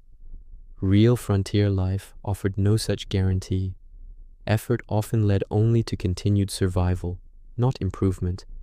Risk accumulated rather than resolved. Modern media continued this tradition. Television series and video games revived Western themes for new audiences. While some works attempted realism, most retained core myth elements. These stories were easier to market and consume than complex, uncomfortable realities. The selective survival of stories mirrored the selective survival of people. Those who endured long enough to be remembered were often exceptions. Their experiences were generalized, creating an impression that success was typical rather than rare. This distorted the historical record.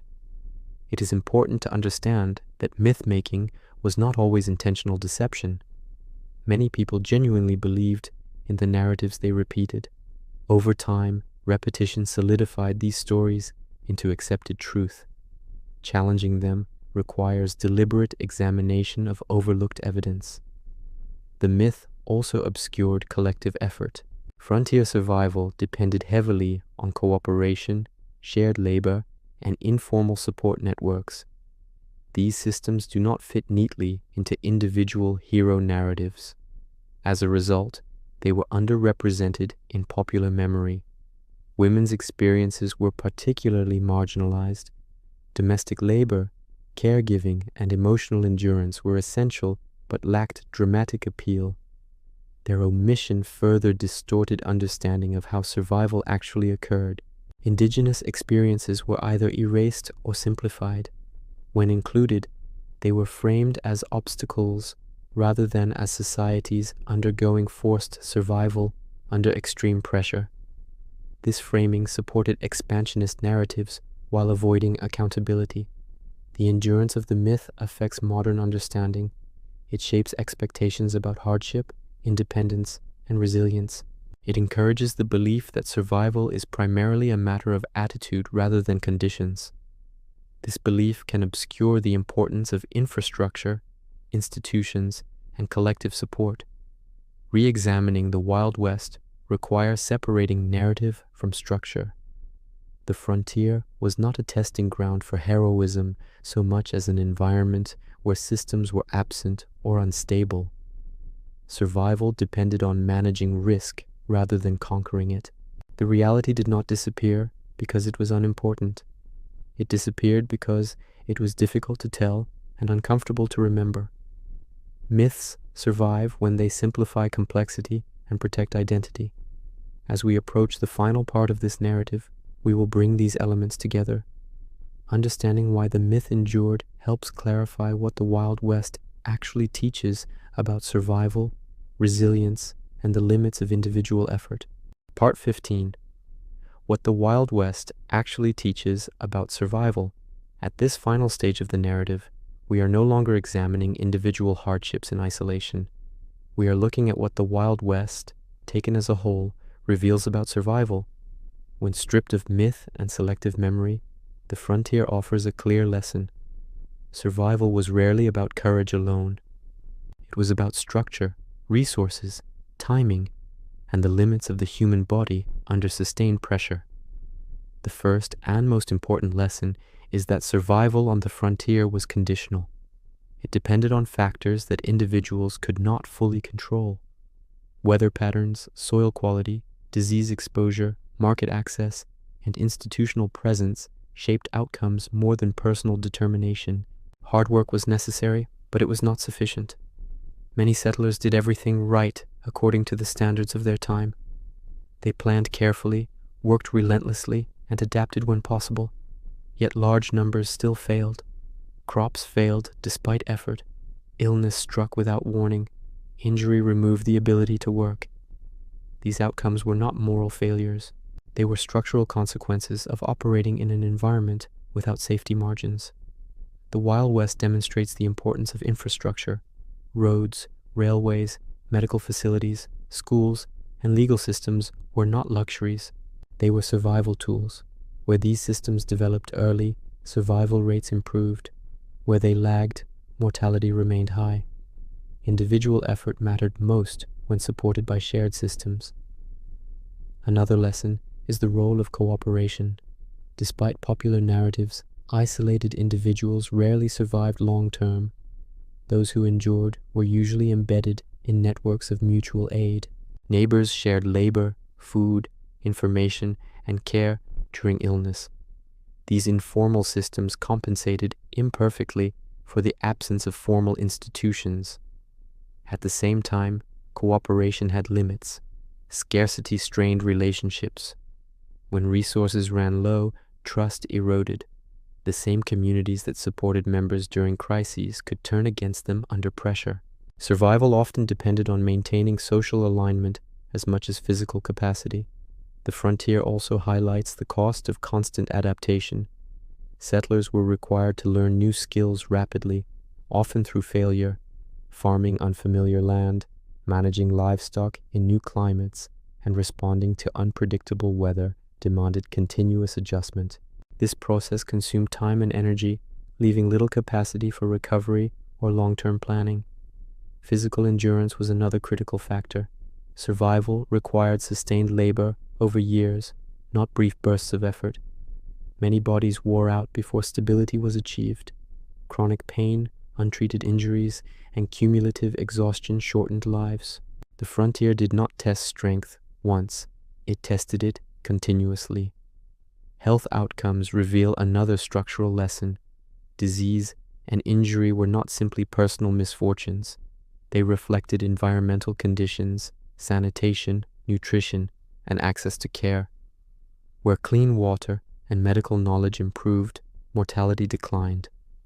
Where they did not, survival remained fragile regardless of effort. The experience of women and children further clarifies survival realities. Their labor was essential but undervalued. Their exposure to risk was high, and their protection was limited. The frontier depended on their endurance without offering corresponding security. This imbalance shaped family structures and long-term demographic patterns. Indigenous experiences exposed the most direct contradiction of the survival myth. Indigenous communities had established sustainable systems adapted to local environments. Their survival was undermined not by environmental failure, but by external force.